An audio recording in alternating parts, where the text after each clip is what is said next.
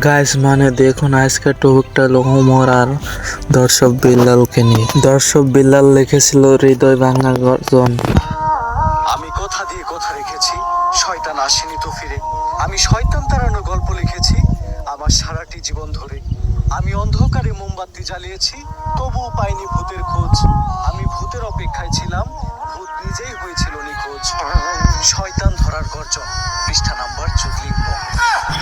ওমর তার বিপরীতে নাম দিছে শয়তান ধরার গর্জন। বিল্লালকে অপমান করলো। ইউটিউবে খেলো, আমি ইউটিউবে খেলাম, ইউটিউবে খেলো, আমি কিন্তু ভিডিও পেজও ছাড়ি না।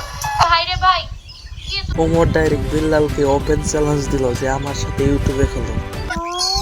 বাবা বইটা একটা আমারও লাগবে, দাম কত এটা?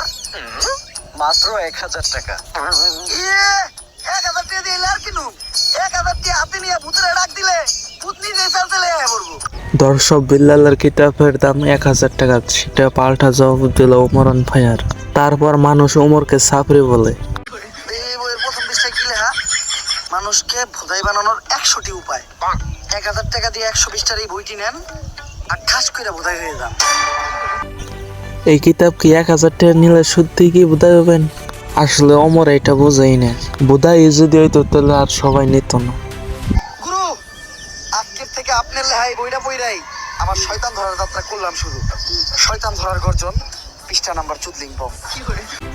ওমর বিল্লালকে ভালোভাবেই বাস ভরে দিছে। দেখুন কিভাবে রিয়েকশন দিল। আত্মা টাকার এই মোমবাতি চালাতে পেরেছে কয়জন? বেশিরভাগই তো চালাতে গিয়ে নিভিয়ে ফেলার গর্জন। পারবো না আমি ভালো করেই জানি, তবে দুঃস্বপ্ন আমার একটাই, সঞ্জনা নামের সেই আত্মাকে ৫ টাকার মোমবাতি জ্বালিয়ে ডাকতে চাই। সত্যি সত্যি আত্মাটা চলাইলো। তাকে বিল্লালের কথা সত্যি? না না, চলো আর মাত্র ৪০, আর মাত্র ৩০। একটু দূর থেকে নেই কেউ? আর মাত্র এই কি রে ভাই, এত তাড়াতাড়ি কে ভাই? আমি কাউন্ট করতে পারছি না।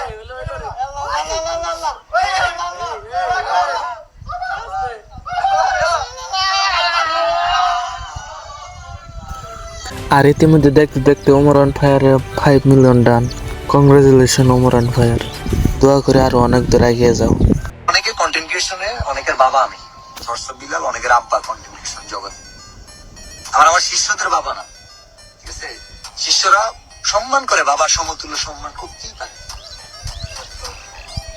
কিন্তু আব্বা তাদেরই যারা মনে করে বিল্লাল আমার পরে আইছে কয়দিন ধরে আয়া কি শুরু করছে। ফর ইউ কাইন্ড ইনফরমেশন, দর্শক বিল্লাল লাইভে এসে বলল আমি সবার বাবা, কন্টেন্ট জগতের বাবা। ২০০ টাকা নিয়ে আপনার জন্য একটু কমায় রাখবানি। আমার কি হবে? কত নিবা? আপনার জন্য ১০০ টাকা নেবো। আমার জন্য ১০০ টাকা? আমি তোমার জন্য ১,০০০ দিয়ে দিই। আমার জন্য ১০০ টাকা, এটা হচ্ছে আমার জন্য। আমার এটা কম দিতে যাও কেন? আমরা বেশি বেশি টাকা দিই মানুষকে। আমার জীবনে এটা প্রথম ভাই। যাদের ব্রেইন আছে তারা বুঝবে, আর যাদের ব্রেইন নাই এই কথাগুলো তারা বুঝবে না। দর্শক বিল্লাল বহুত মানুষকে হেল্প করে থাকে, তারপরেও দর্শক বিল্লাল বলল নাকি উমরের ব্রেনটাই নাই। শুরুতেই বলি, এই বইটা ১,০০০ টাকা বিক্রি করতেছি। ১০০ টাকার একটা বই নাকি ১,০০০ টাকায় বিক্রি করতেছি। এটা প্রতারণা নাকি হচ্ছে? ব্রেন থাকলে বোঝার কথা। রং তুলি দিয়ে একজন শিল্পী, একজন চিত্রশিল্পী, সে একটা পাখির ছবি আঁকলো,